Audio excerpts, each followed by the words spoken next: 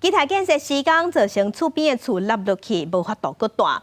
若其他的厝是有经过鉴定了后，确定无问题了后，已经互住户登去大。严格即马有市议员接到陈情，讲有人到涂骹的态度在逼顺是愈逼愈深，而且因的楼梯嘛有变较矮，因是真烦恼厝的结构同款是有问题。都发局表示讲，对明仔载开始15到17这段时间，而且技术逐间拢去巡。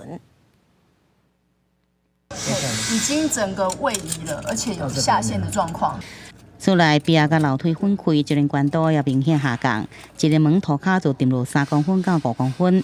基台建设时间无细致，造成徛架放落不去，就算周边建筑无经过鉴定，确认安全无问题，互民众登去大，民众也是感觉真烦恼。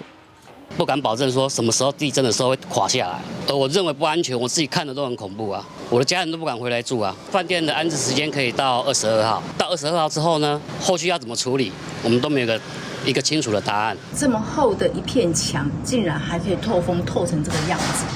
并出现这大壁损，甚至风也会吹入来。厝内底大门就算安怎用力，就是关袂下。似乎真无奈讲，连门拢无得关，这款是变怎大哩？就惊厝的结构受到影响，万一发生地震，是不是真多下一粒一爆再炸弹？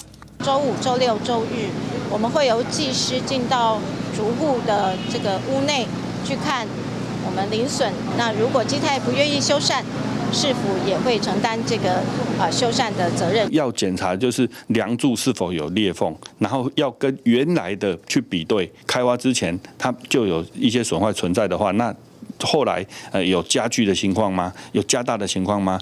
厝虽然无放落不去，也毋过比较真严重，住户真烦恼。市府讲，基台若不爱修理，市府会来修理。议员是呼吁，市府应该启动调查机制，收集周边住户的定情的回报，派员到现场来勘验存证，监控地质处方，若是无结果上的危险，也应该开出证明，让住户安心。